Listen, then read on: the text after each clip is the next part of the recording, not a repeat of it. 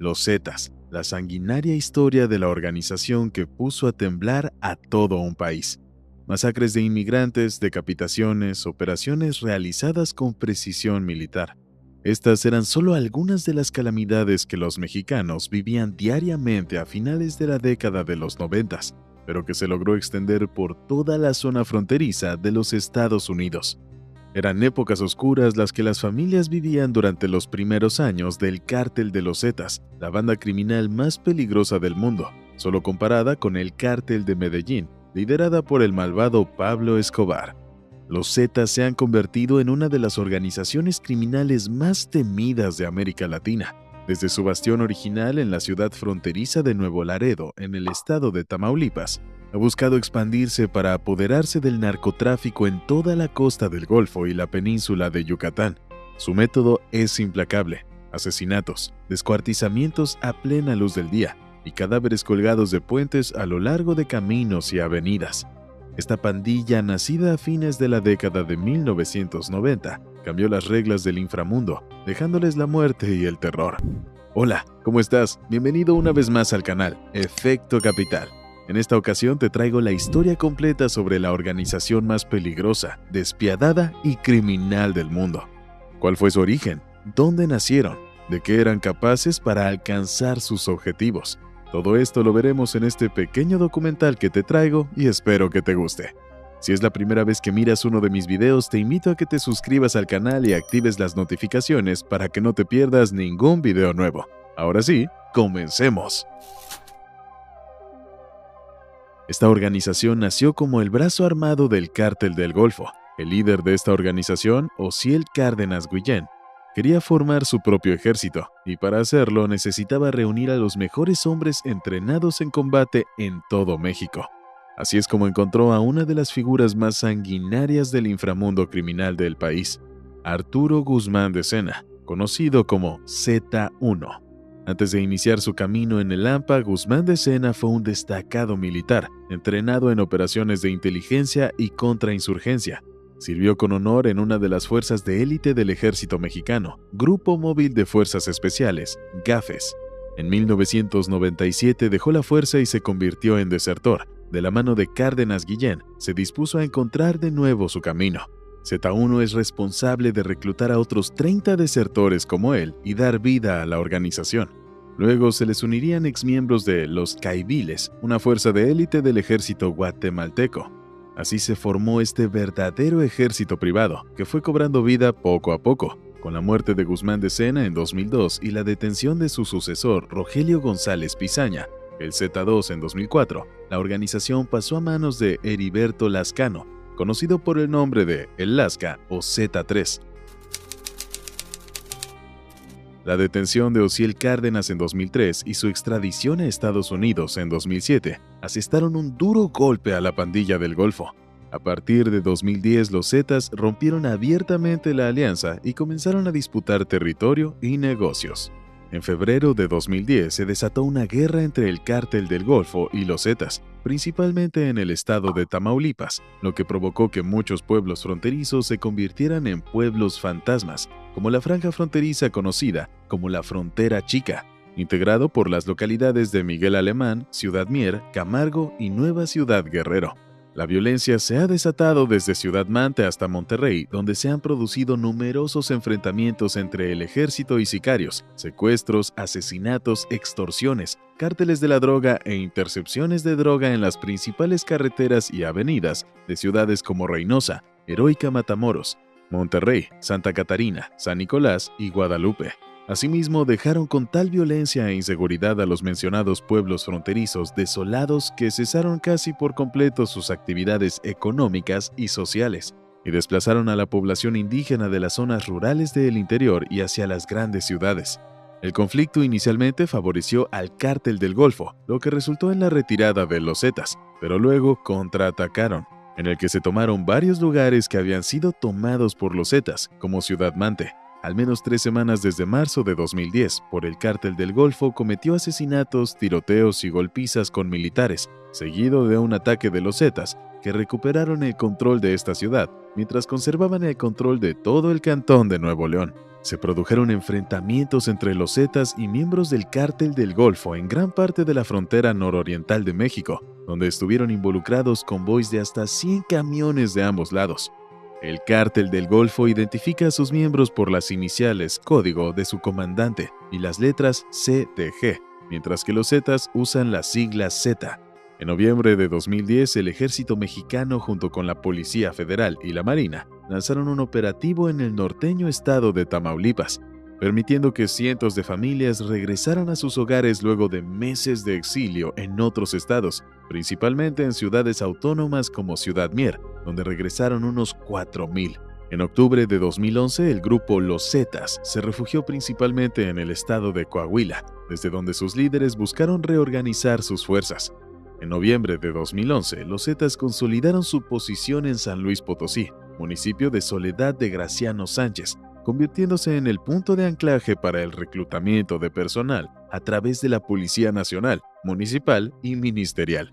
En 2011 y 2012, los Zetas sufrieron varias grietas en su estructura, provocadas por la muerte de Heriberto Lascano, alias El Lasca, y posterior detención de Miguel Treviño Morales, alias Z40.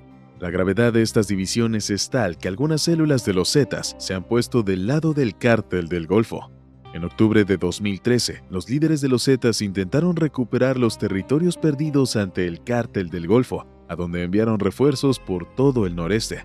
Con esto, la zona conocida como la Frontera Chica, férreamente controlada por el Cártel del Golfo, se convirtió nuevamente en escenario de enfrentamientos entre dos cárteles de la droga. Luego de un breve periodo de paz entre ambos, pero aún en conflicto, los Zetas finalmente controlaron todo el estado de Nuevo León, la mitad de la llamada Frontera Chica, desde Nuevo Laredo hasta Ciudad Mier, con algunas incursiones y actividades en Camargo y Miguel Alemán y de hecho todo el estado de Tamaulipas, excluyendo la otra mitad de la frontera, desde Miguel Alemán hasta Heroica Matamoros, y toda la costa del estado, hasta el área metropolitana de Tampico, Ciudad Madero y Altamira, a quienes se les dio el control del Cártel del Golfo. Su potencia de fuego y preparación militar permitió una rápida expansión. En 2017, un informe de la Universidad de Texas reveló el poder que los Zetas habían ganado en regiones enteras de México. El control del cártel se extiende a los alguaciles de la ciudad, los fiscales estatales y federales, las prisiones estatales, partes de la Policía Federal y el Ejército Mexicano. Un cóctel verdaderamente explosivo. El rápido ascenso de los Zetas cambió las reglas del crimen organizado en México, con pequeñas células armadas con poderosas armas y a pesar de las pandillas que habían dominado el escenario hasta entonces, dejaron tras de sí una estela de violencia y muerte. Se incrementaron los secuestros, asesinatos, torturas y desapariciones. Las decapitaciones, los cuerpos mutilados de las víctimas y los cadáveres colgados de los puentes y bulevares son signos distintivos de la brutalidad de este grupo. Desarrollaron un modelo de franquicia criminal. ¿Cómo funciona? Al organizar a los Zetas en un pueblo determinado, lo primero que hacen es eliminar a los competidores potenciales y enfocarse en reclutar miembros de la policía local. El objetivo es crear una base de operaciones que le dará a la organización matriz un porcentaje de sus ganancias. A nivel mundial, los Zetas han librado duras batallas contra el Cártel del Golfo y otras organizaciones rivales. El objetivo era capturar la fuente de transporte de cocaína desde América del Sur y controlar las rutas migratorias desde América Central. En el sector de las drogas, a través de su alianza con la poderosa 'Ndrangheta de Italia, los Zetas también desempeñaron un papel importante en la introducción de la cocaína sudamericana en Europa. Así lograron estar presentes en los 43 países del viejo continente. Las cuentas vinculadas a Europa del grupo criminal mexicano revelan el transporte de 2.100 kilogramos de cocaína y la transferencia de más de $75 millones en una operación de 6 días. En cuanto a las rutas migratorias, con la ayuda de pandillas y grupos armados al servicio, los Zetas comenzaron a ejercer un verdadero control paralelo sobre los cruces fronterizos con Estados Unidos en 7 estados de México, utilizando los sobornos a alcaldes y gobernadores como medio para alcanzar su cometido. Aunque las cifras se desconocen, algunos expertos en el tema aseguran que fueron cientos de miles de dólares en sobornos para controlar las áreas donde se traficaba la droga. A partir de 2011, el cártel de la droga más temido en la historia de México comenzó a ver su propio declive. En agosto de 2011, Valdemar Quintanilla Soriano, alias El Adal, fue identificado como el segundo operador financiero del grupo criminal a nivel nacional. Carlos Adán Muñoz Hernández, alias El Michel, el operador financiero del grupo Los Zetas en Aguascalientes, y Raúl García fueron detenidos, conocido como El Sureño, líder de los Zetas en San Nicolás de los Garza, Nuevo León. En septiembre del mismo año, elementos de la Secretaría de Marina Armada de México lograron destruir una extensa red de comunicaciones de Los Zetas en el estado de Veracruz. Verónica Mireya Moreno Carreón, alias La Vero y o La Flaca, ex jefa de la Plaza San Nicolás de los Garza, Nuevo León, capturada por las Fuerzas Armadas de la Armada Marisol Lira Contreras, o Marisol Lira Contreras, alias La Flaquita, propietaria de casi 5 millones de pesos en efectivo, y es la actual pareja del segundo jefe de los Zetas en Nuevo León, quien logró evadir al ejército durante la misma campaña. Un mes más tarde, en octubre del mismo año, la Armada capturó a Carlos Arturo Pitalúa Carrillo, alias el Bam Bam, capo de la Plaza Veracruz. Elementos de la Armada de México, gracias a un minucioso operativo en el estado de Veracruz, capturaron a Carmen del Consuelo Sáenz Márquez, alias Claudia, operadora financiera de los Zetas en Veracruz, Hidalgo, Oaxaca, Tabasco y Quintana Roo. Asimismo, continúa la aprehensión de los implicados en la masacre del Casino Royal de Monterrey. Los golpes venían uno detrás de otro, pues en noviembre de 2011, el ejército mexicano reportó la detención de Santos Ramírez Morales, alias Santos Sapo, líder de los Zetas en Tabasco, y también reportó la detención de Francisco Javier Márquez de la Rosa, alias El Pancho, un importante operador de la ciudad de Torreón, Coahuila. Asimismo, Tarek El Aizami, ministro de Justicia e Interior del pueblo de Venezuela, anunció la detención del capo de la droga Maximiliano Bonilla Orozco, alias El Valenciano, oficial de enlace de los Zetas de México, quien vinculaba a otras organizaciones criminales en Centroamérica. El ejército mexicano reportó la detención de José Guadalupe Chaires Caldera, alias El Loco, principal distribuidor de cocaína en Coahuila. En diciembre de 2011, elementos de la Secretaría de Marina capturaron en Córdoba, Veracruz, a Raúl Lucio Hernández Lechuga, mejor conocido como El Suerte, identificado como uno de los cabecillas y fundadores de los Zetas, organización criminal cuyas actividades se extienden por todo Veracruz, Oaxaca y Puebla. La Fiscalía General del Estado de Tabasco detuvo a Alfredo Ceballos Ortiz, mejor conocido como El Gel o El Vaselina, jefe plaza del municipio de Cárdenas, Tabasco. Policía Federal arrestó a Javier Amado Mercado Guerrero, el Indio, presunto líder de los Zetas en Poza Rica, Veracruz. El principio del fin llegó cuando Iván Velázquez Caballero, alias Z50 y también conocido como El Talibán, decidió separarse de la banda. Ese movimiento no solo les valió a los Zetas que uno de los suyos comenzara a disputarse territorios con ellos, sino que también precipitó el inicio del sangrado de la organización. Tras la muerte de Heriberto Lascano o Z3 a manos de elementos de la Sedena, mientras veía un partido de béisbol el 7 de octubre del 2012, Miguel Treviño Morales, alias Z40, tomó el control de la organización, la cual tras su detención sucedió automáticamente al mando de su hermano Omar Treviño Morales, alias Z42, dejando a la organización en medio de una guerra entre la facción de José María Guizar Valencia, alias Z43, y la facción de la familia Treviño Morales, conocida como el Cártel del Noreste.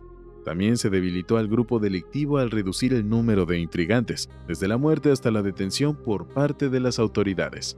Guizar Valencia fue el último de los 43 miembros originales de los Zetas y lideró las facciones denominadas Vieja Guardia y Old School, hasta su arresto por parte de las autoridades, lo que confirmó la disolución de la facción Z. Solo el Cártel del Noreste permanece con varias empresas del grupo nacionales e internacionales. El accionar de la Policía Federal y de las Fuerzas Armadas mexicanas debilitó en gran medida a la organización, matando y arrestando a muchos de sus miembros hasta el punto de aniquilar la facción conocida como la Vieja Escuela y o Vieja Guardia. Por último, el 20 de febrero de 2020, fue extraditado a Estados Unidos Jaime González Duranes, alias el Hummer, uno de los líderes fundadores de la pandilla, acusado de conspirar, distribuir e importar cocaína y marihuana, así como dinero, bloqueo de capitales, delincuencia organizada y muchos otros delitos. Actualmente el grupo narco es frágil y está al borde de la extinción. lo que parece deberse más a sus propios errores que a los aciertos del Estado. Sin embargo, a pesar de su división y tropiezos, sería un error apartar la vista de una de las estructuras criminales que han causado un horror inimaginable, no solo en México, sino en el mundo con sus negocios. Aún son miles de víctimas las que padecen la violencia de este grupo criminal, aunque al parecer están destinados a ser eternas víctimas del cártel por la ineficiencia del Estado en el combate de esta estructura, aunque hoy esté debilitada. Si te gustó este video, no dejes de darle like y suscríbete al canal, activando las notificaciones para que no te pierdas ningún video nuevo. ¡Hasta la próxima!